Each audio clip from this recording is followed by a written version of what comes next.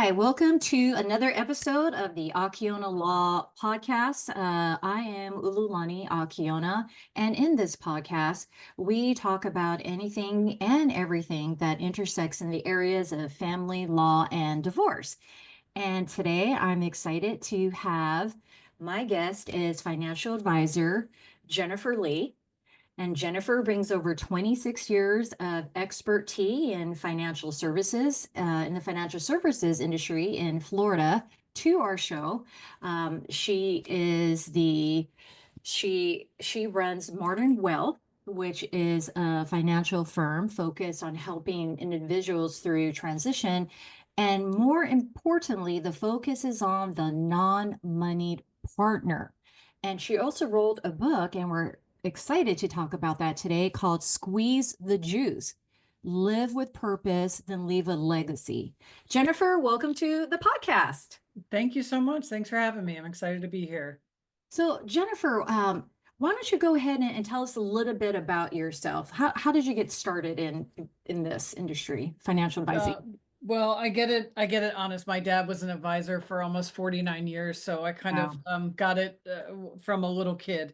Um, I've just had an aptitude for finance, for numbers, for money, um, and was that adolescent that had multiple jobs because I wanted to buy stuff and wanted things that were my own, and I didn't want to have to ask for money for it. So always been entrepreneurial.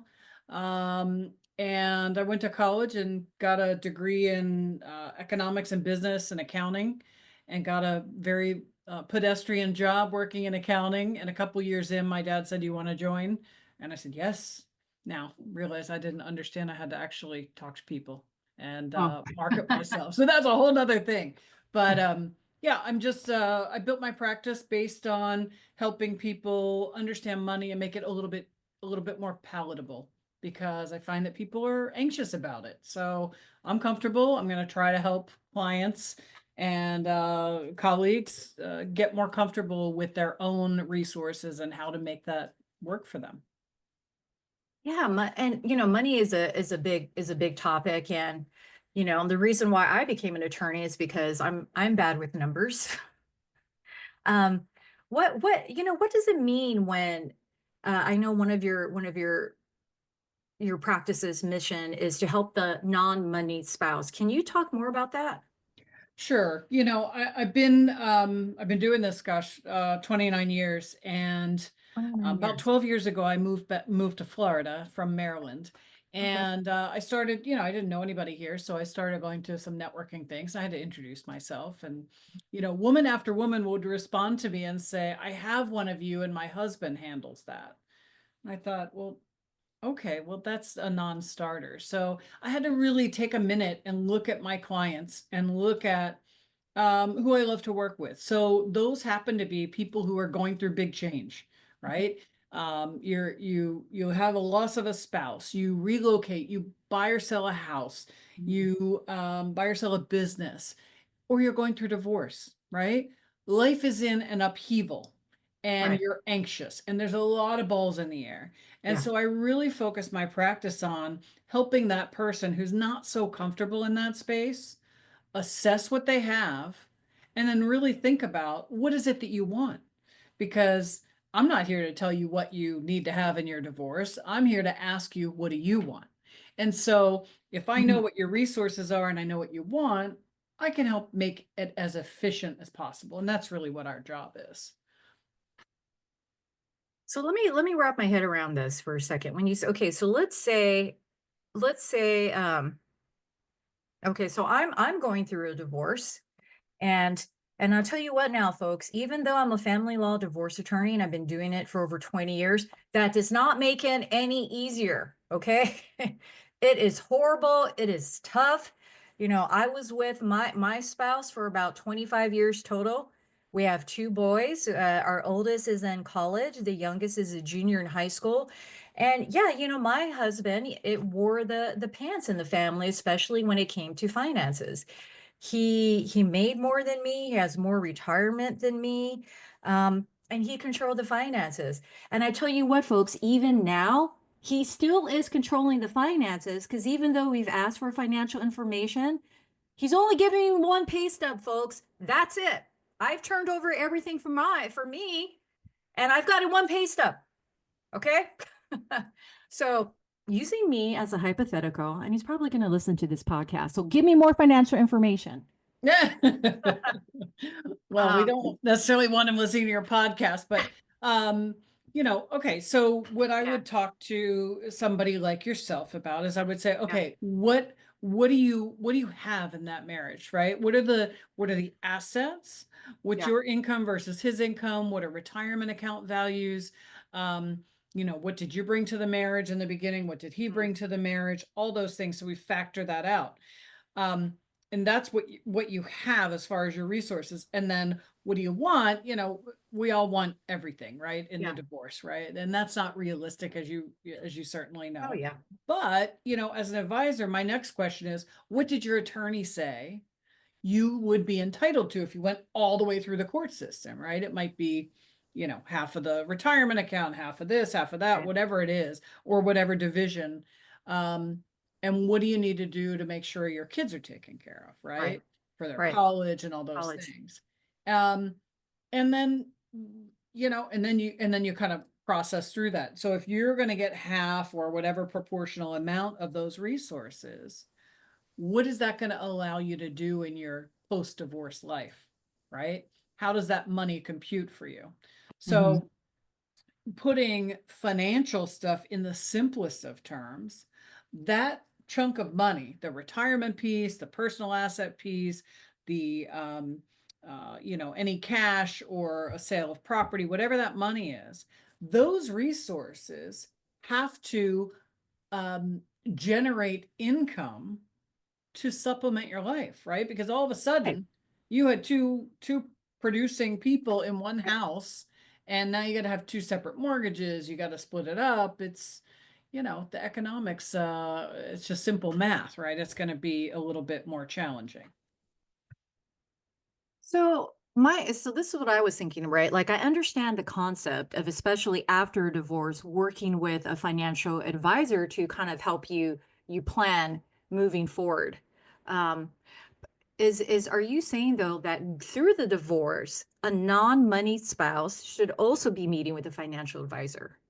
I absolutely think so. Time after time, I will do a talk and people will say, "Where were you when I was going through my divorce?" Right? I gave up too soon. I got divorce fatigue. I Yeah. said, "I just want it over, and just he can have this or he can have that, or I don't care so much." No, let's make sure we understand what you're entitled to. Let's make sure we advocate for you. Let me Mm, make sure that you toe the line, and let's get your fair share. If you want to donate it after the fact, fine, but you should get your piece, right? Um, and there are things like, little nuances that you want to be mindful of. If you own a house together and there's a $500,000 capital gain, if you were to sell it, it would be mm. tax free if you did it while you're married, right? What? Yes, every 2 years you can have a $250,000 per person tax-free capital gain for your Mm. primary residence. So if you decided you're going to keep the house, it's got a $500,000 tax-free capital gain, and you give him cash, and then 3 years later you sell the house, now all of a sudden you have to pay tax on his piece that would have been free. So things like that. Yeah. Looking at and evaluating pensions, you want to make sure that you get, if these, I got a pension, that you're entitled to, that's calculated. Um, if you are receiving child support or alimony, I want to make sure you have some life insurance to protect for that payment, because if you get two payments worth of alimony or child support, and then he kicks the bucket, guess what? You're SOL, and Yeah. that's no good, Yeah. right? You want to make sure that you're protected. So it's not really about, being greedy or being um unreasonable. It's about making sure that you are getting you understand what you're entitled to. You Yeah. understand what those resources can do for you, and what your life's going to look like. A lot of times people want to keep the family home, and maybe that's not the best decision. So as an advisor, I'm not going to tell you you shouldn't keep the family home. I'm going to educate you about what Okay. life will look like if Yeah. you do keep the family home, Yeah. what life would look like if you got a smaller place and had more cash and resources. Maybe you could take the kids on vacation where he's taking them to Aspen and you're stuck in house. No, I get it, and that's one thing too. Like I don't understand sometimes why a lot of people fight to keep the family home when it's just not economically feasible. But I think that just has more to do with like an emotional attachment. It's where the kids grew up or what have you. But at the same time, don't do it if you're going to be eating pork and beans for the next 5 years. Well, that's exactly right. And so I like to say that when you're going through a divorce, it takes a team. It takes a You team. need you need your attorney. Yeah. I think you need a financial person. That's not just because I'm a financial person. I think you need a financial person to have an objective perspective to be Yeah. able to give you data so you can, Yeah.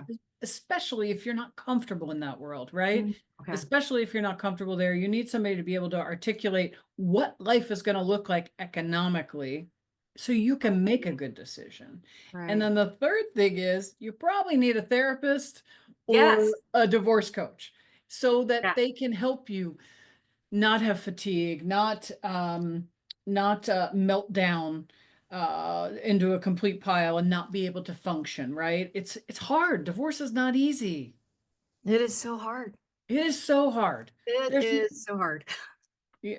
and you know it. You're in the middle of it. And the advice I can give you is, have a team and push through because you'll be on the other side soon enough. And it'll be Yeah. freedom on the other side.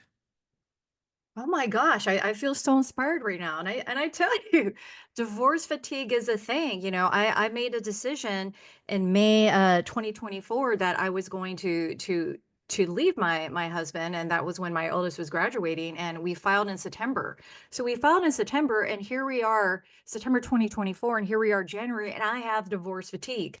Like I Yeah. am tired, I am done. And again, I do this for a living. I know it takes anywhere from a year or two to get things finalized. It just depends how what you're fighting over. And also too, like I have an attorney because you cannot do this yourself. You need an attorney. I have a therapist. I also had a divorce coach, and I do not have a financial person on my team though. But I can see because what it is, and this is what it is, folks. Um, I like me personally, I cannot think clearly. And again, that's what I say. Even though I do this for a living, when it comes to me, my emotions, I'm no different than anyone else going through a divorce. I just kind of know in the sense the steps that happen. I know how to do the paperwork, but emotionally and being able to make clear and rational decisions, I don't have any ability. Yep. And And that's so true. That I mean, that's honestly, that's yeah, that you couldn't have said that more perfectly because, people think, oh, she's an attorney, she's experienced there. This isn't affecting her the same way. Well, yeah, right. You're an emotional being as well, yeah, and you get overwhelmed and you get frustrated. And when we have that heightened level of stress, yeah, our executive function yes, is not on. And yes. you need other people to help toe the line. Yeah, and think for you, and that's the real thing I talk about with my therapist too. It's just how my executive functioning just gets completely shot. And so in terms of the okay, so this is what I'm thinking, and bear with me because I'm a verbal thought processor as well. So bear with me, everyone. Okay, so being a divorce attorney, right? Like I always think about okay, what's fair and equitable? And the baseline in terms of my court system here in Washington, it's a 50-50 division of assets and debt. But that is always skewed based on such things as the length of the marriage, financial incomes of the parties. So sometimes, especially in long-term marriages where you're having a 25-year marriage and the husband makes more than the wife, the equitable distribution of assets and debts can be skewed maybe 55% to the wife, the non-money spouse, and 45% to the husband or the money spouse. And in my head, it's like, okay, then we do the asset and debt spreadsheet, plug in the properties, plug in the retirement accounts, and then we figure out, okay, if wife gets 55, husband gets 45, tie it up in a bowl, boom, we're done. And you're saying no, you need more education than that. Correct? Well, I mean, you went right for the bottom line, and that is true. Yeah. You know, your listeners probably are like, "What? What'd she just say?" But it is true, right? So, I think when you're the non-moneyed party, knowing you're getting 55%, what does that mean? Right? Like what assets do I pick? Do I take the Uh, IRAs? Do I take the house? Do I take the cash? Do I take yeah. what's Yeah. the tax implications? You need to Yeah. ask those Yeah. questions. If I have this money and I'm a super conservative investor, how much can I count on as far as income? You know, Yeah. do I have the ability to make more income now? Do I need to you know, go back into the workforce? I haven't been in the workforce for 25 years. Mhm, mhm. Um, is there a portion of time where you have alimony or supplemental money? There's a lot of pieces, but generally speaking, you just Yeah. hit the nail on the head in terms of the bottom line, and Bottom that's line. what I ask clients to get from their attorney. What does your Yeah. attorney say you can expect? And then we work backwards. Oh, okay. See, now that's the piece that I'm missing here. I have the bottom line, but I've got to like plug it all in. And Yeah, that's well, what I'm lacking. And that's what attorneys lack. And that's why they need you, Jennifer. yeah. Well, I appreciate that. And not all attorneys appreciate that. So but and some attorneys have people who do those financial affidavits and complete them for their clients. Yeah. Sometimes we do that, but I think there's a huge psychological component to this to my practice Yeah. anyway, where you know, money is really a vehicle to get you things, right? It's a vehicle to get you quality of life. It's a vehicle to get your kids Right. educated. It's a Right. vehicle to get you to retirement. It's not just about the Benjamins. It's about what is it going to do for you and how do you invest it so that it serves you and your family. Okay. Yeah, no, I get that makes sense. And like in my head, I'm thinking about, right, like in terms of like, all right, I've got an Otis in college, I've got a youngest that's going to go to college, we've got properties, got retirements. Like, what do, I have the bottom line, but let's work backwards to see what makes sense in terms of dividing those assets and debts, knowing that the biggest piece for me and my spouse is that we've got to put our boys through college. And Well, how do we figure that out? yeah, I mean, Yeah. let's think of this objectively, okay? Right. So, and I don't know what the income difference is, but let's just say for simplification, he makes 300, you make 200, Okay. okay? So then why not split the cost of things for your boys in that proportion, Hmm. 60 Right. 40, Yeah. okay? Or if it's a big disparity, then why not negotiate that he pays all the kids' college tuition? Yeah. Right? You pay their books and what I'm Right. making this up. I don't know, but everything's negotiable. Right. Um, and you know, had you been together, you know, you would have been using those resources anyway for the kids' college tuition, right? It's not Yeah. like, in fact, he's going to end up with more money in his pocket after the divorce because you're not spending part of that, right? Right. And I think this is my head too. I'm going in my head too. I think a really good piece in terms of the financial advisor is also kind of looking into that big picture consideration. You've got properties, you've got retirement. What can we tap into there to help pay for college as well? Um, if maybe it doesn't work out financially in terms of the income. That's what I was thinking. Yeah. But that's what Well, you you would get into. Yeah, I mean, you certainly can earmark some of the assets for those resources. You know, I know you mentioned earlier before we got on that you know, you guys have a couple pieces of property. You might have to sell one for the pay for college. Well, you could stipulate that, right? So, this property we're going to sell in the next 6 to 12 months, and all the proceeds are going to go into an account, and it's going to be used for the kids' college education. Anything over and above that, we'll split at 70-30, 60-40, whatever, Yeah. or he'll pick up the difference or whatever you can negotiate. But they're, you know, your boys are in college and going into college. What do they say that the male brain doesn't fully develop until they're 25? Something like that. Yeah. So you're still going to have your kids around needing things, right?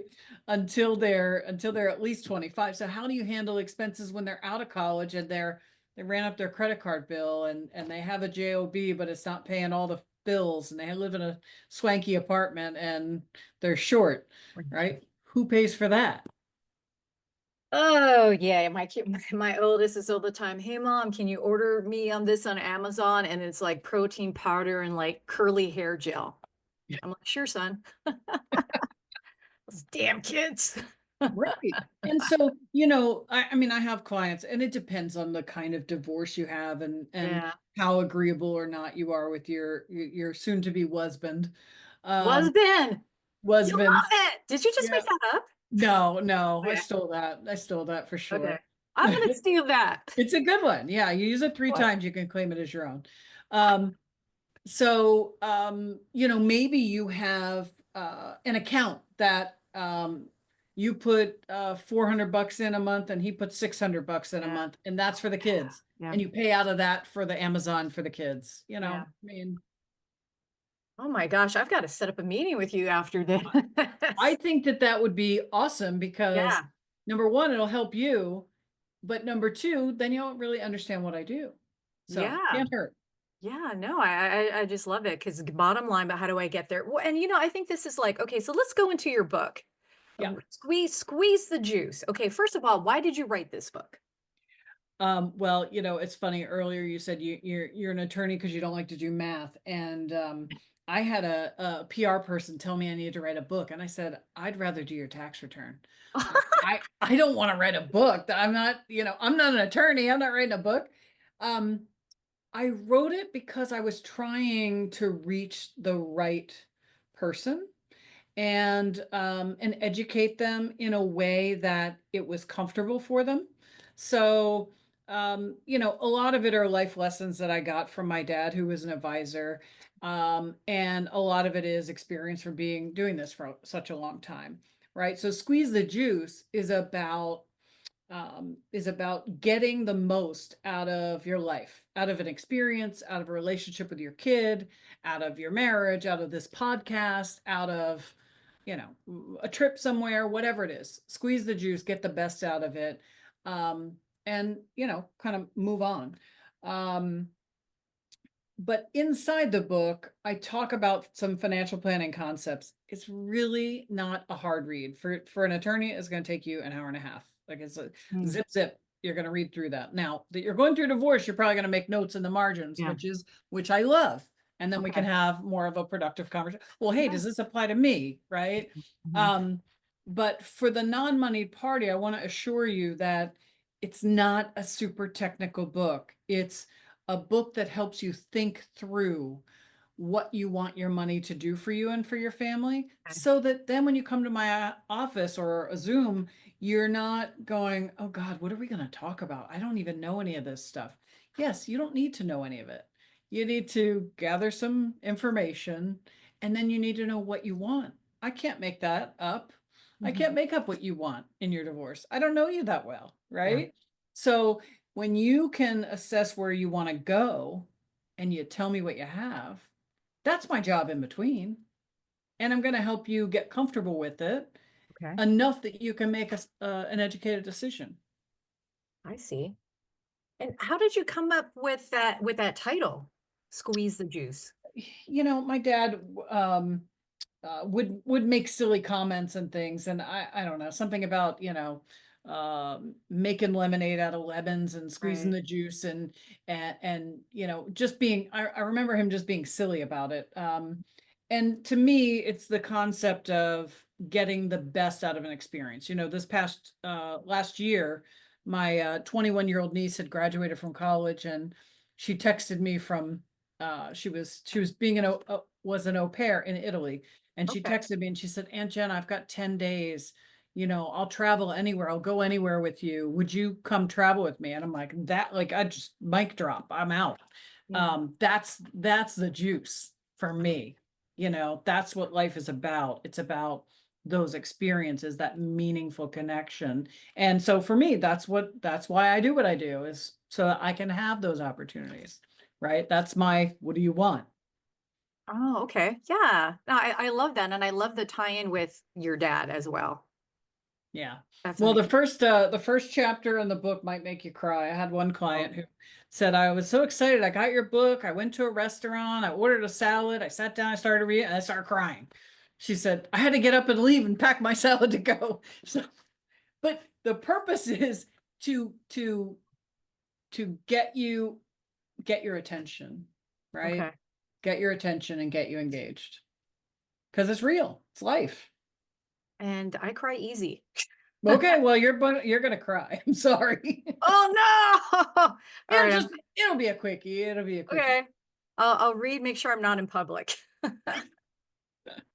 Talk to us about you mentioned in your book the family love letter. Yeah. Talk to us about that.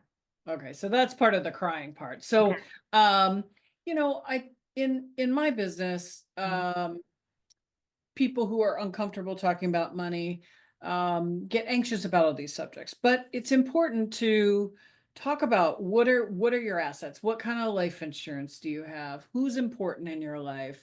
Um, who Mhm. are your trusted advisors? Like my family love letter for my spouse says, something happens to me, you're the non-moneyed party, so you're not comfortable dealing with this stuff. Here are three people that are friends that you can bring with you, right? To ask questions if you don't know the questions to ask. Here are three advisors that I know, like, and trust that will take good care of you.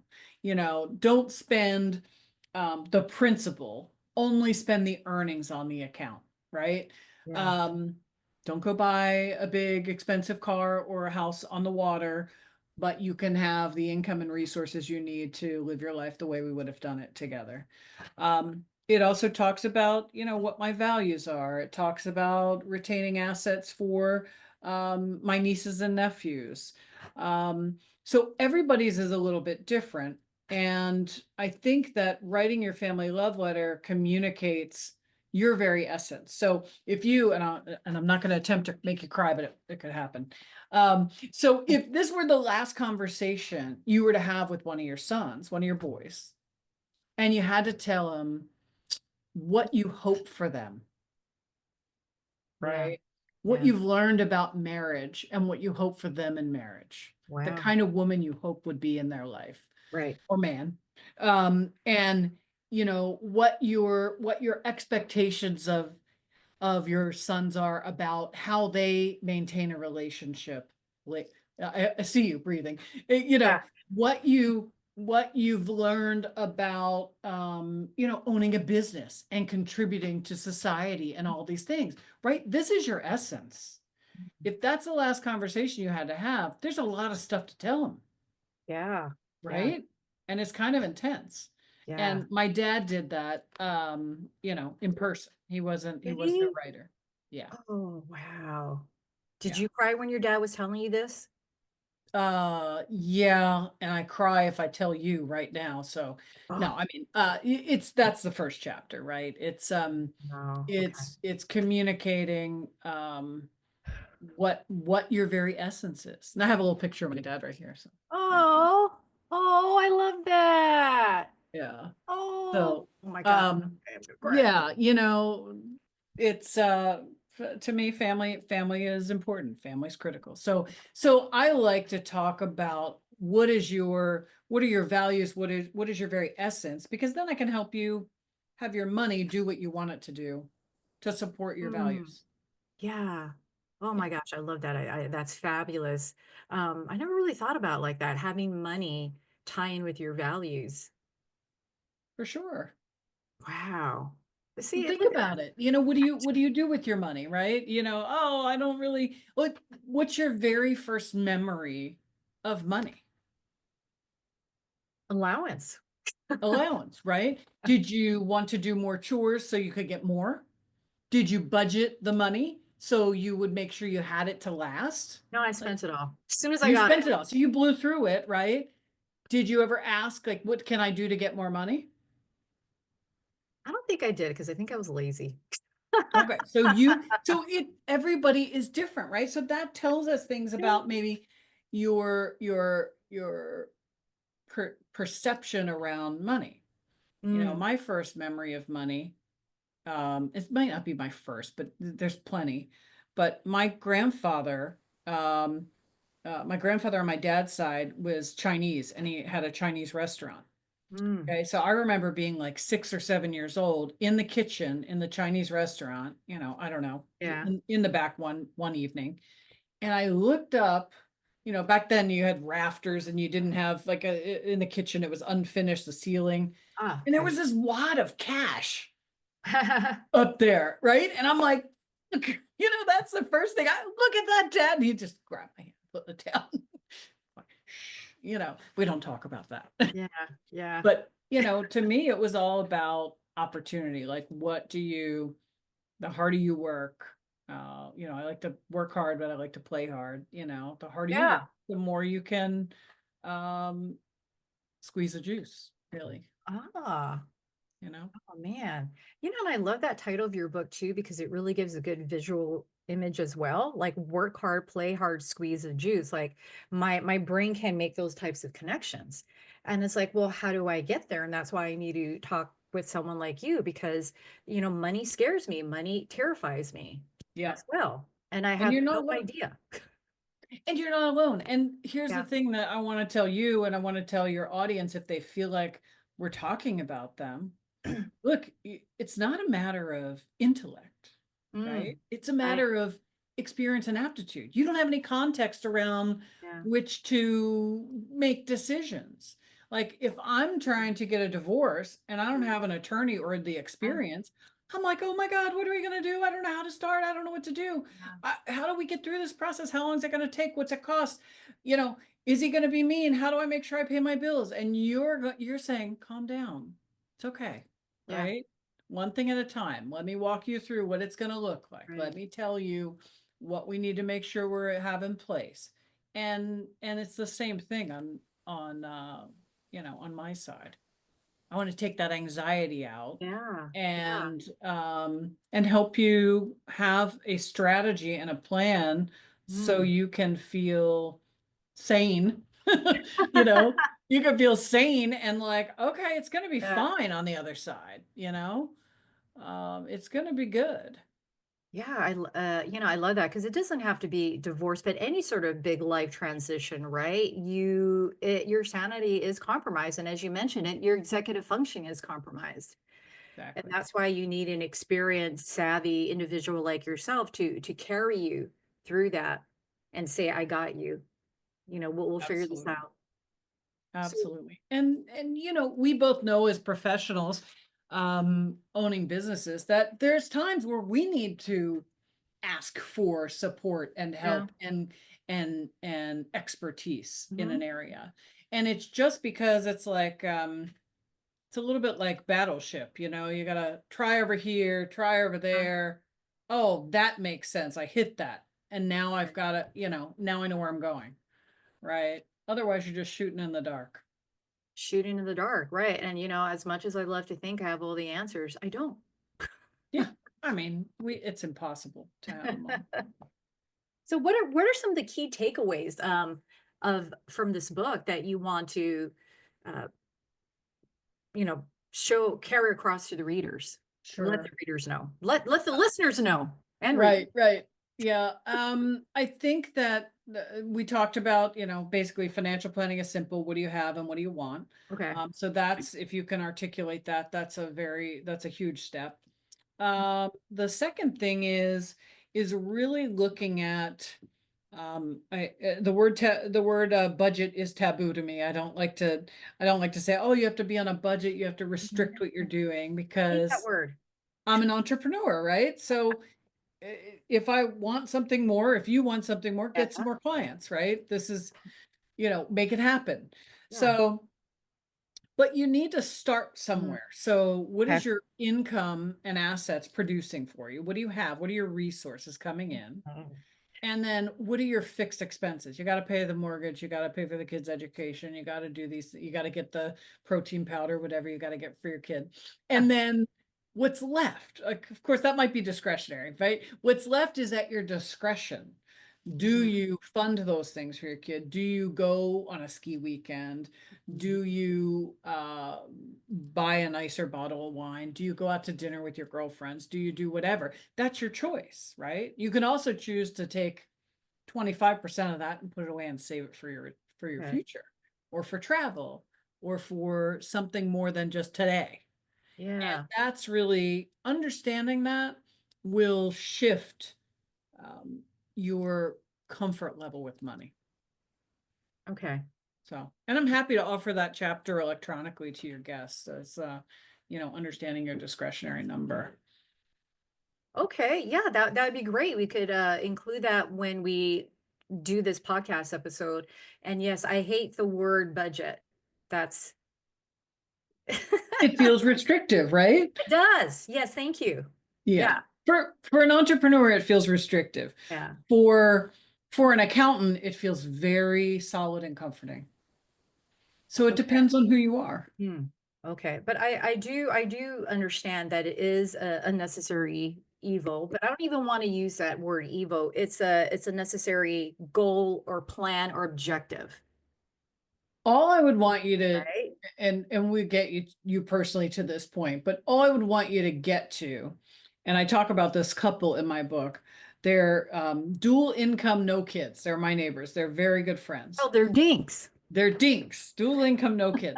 And they're doing great. They're Yeah. making really good money. And, every other weekend they're buying a new Peloton, they're ripping out Wow. a Lanai, they're changing their kitchen. And I'm like, Hmm. what are you doing? Like Yeah. you're just spending your money, you're not thinking about it. Hmm. So I went through this uh discretionary number and I shared with them, look, this is what you have at your discretion every month.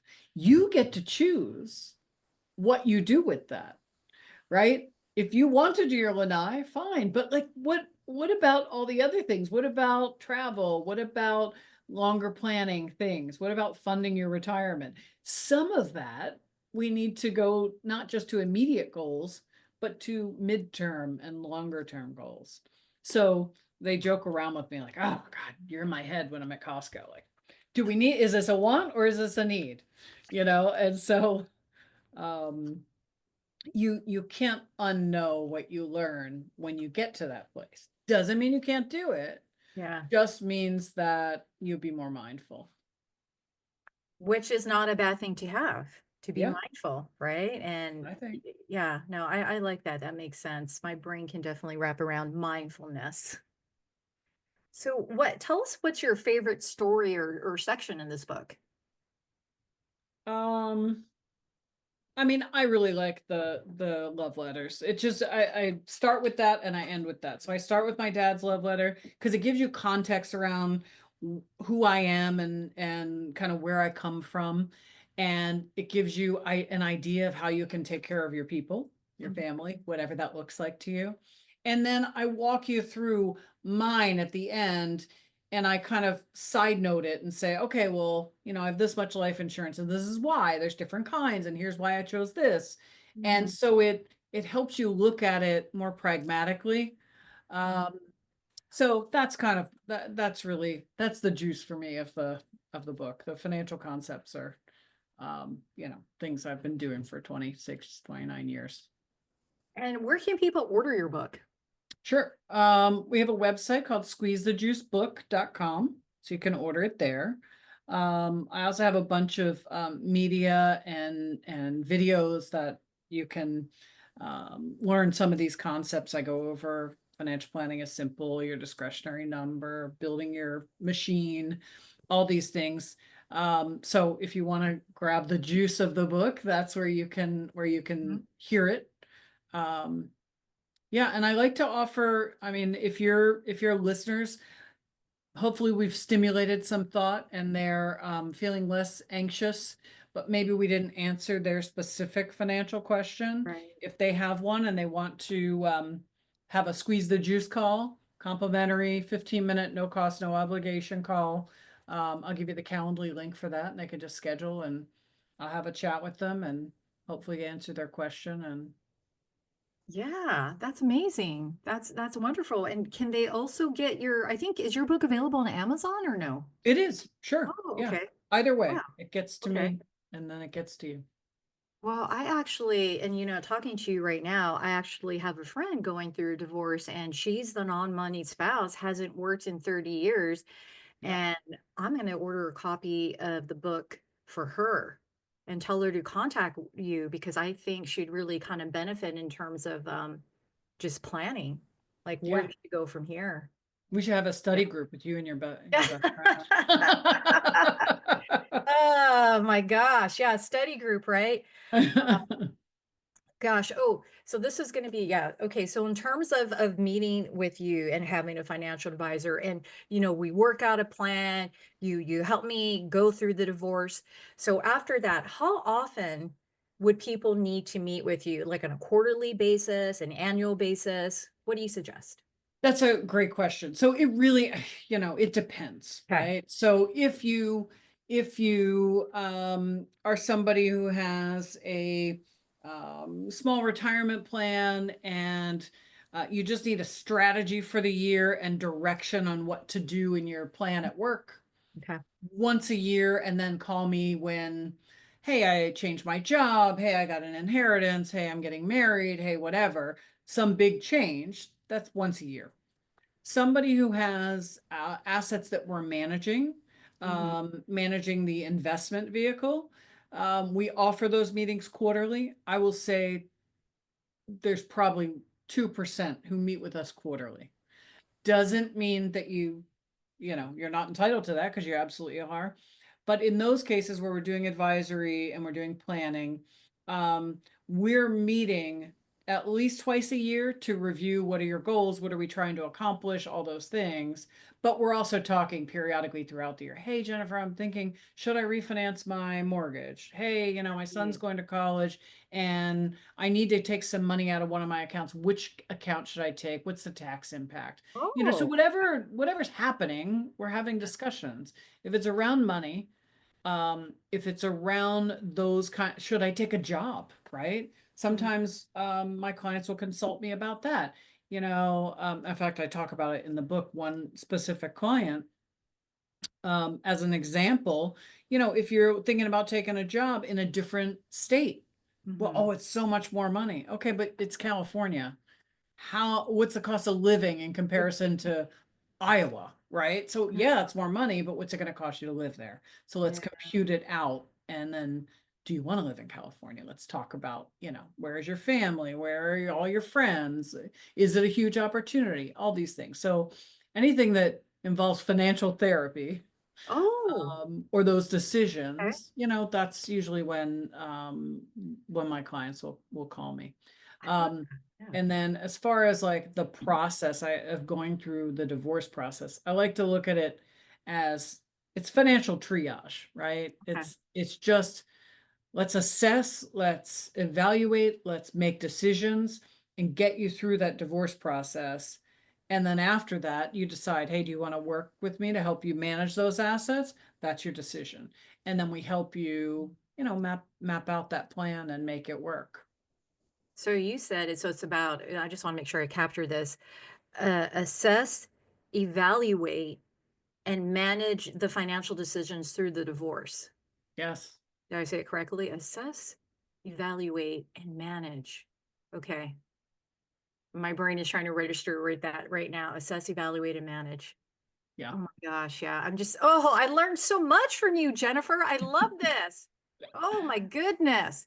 Any final last words or thoughts you want to impart to our listeners out there? I would just tell them not to be scared, that they know more Yeah, than they think they know, right? yeah. You probably personally feel a little bit more empowered than you did when we first started around your I do. money, Yeah. because you know your stuff and you might know what you want, right? So that's half the battle. So Mhm. don't be scared about it. It's you need to have the right partner, who's not going to pepper you with jargon and people come in and they already feel like I don't know enough. It's Yeah. okay, right? You're an intelligent being. You, I'm here to educate you. I'm here to give you context so that you can make good decisions. So don't be Yeah. scared of us. We're not that scary.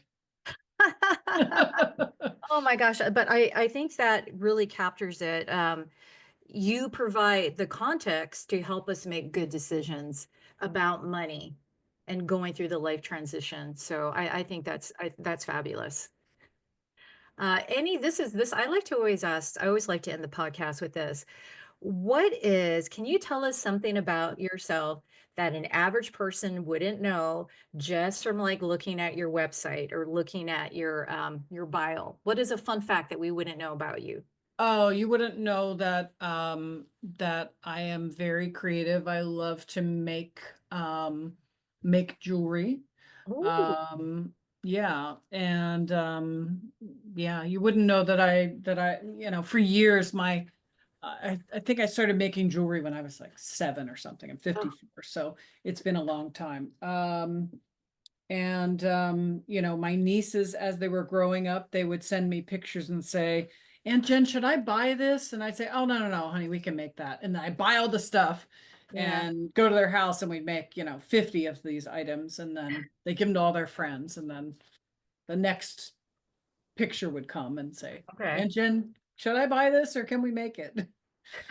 Yeah. So Well, Jennifer, this has just been an absolute pleasure. You are wonderful. You are so easy to talk to, and this is what I love, folks. She is so relatable that I have the utmost confidence that she's really going to help you understand money and what you need to do to get you to that, to get you to reach your financial goals and objective. Again, thank you so much, Jennifer, for coming on. it was an absolute pleasure. And again, what's the best way for people to get a hold of you if they have questions or would like to work with So, you? so they can go to my website, modern-wealth.com, or my Calendly is Jennifer Modern Wealth. Okay. And, just, it'll say on there, squeeze the juice call, and you can just schedule one if you want, or you can email me, whatever's your pleasure. Amazing. And we'll be sure to have those links when this podcast episode goes up, folks, so you can get a hold of Jennifer Lee, Lee yourself. So again, thank you so much, Jennifer. And Thank to you. all the listeners out there, thank you again for joining us on another episode on the Family Law Divorce Podcast of Akiona Law. And until next time, be well. The information in this podcast is general advice only and should not in any respect be relied on as specific legal advice.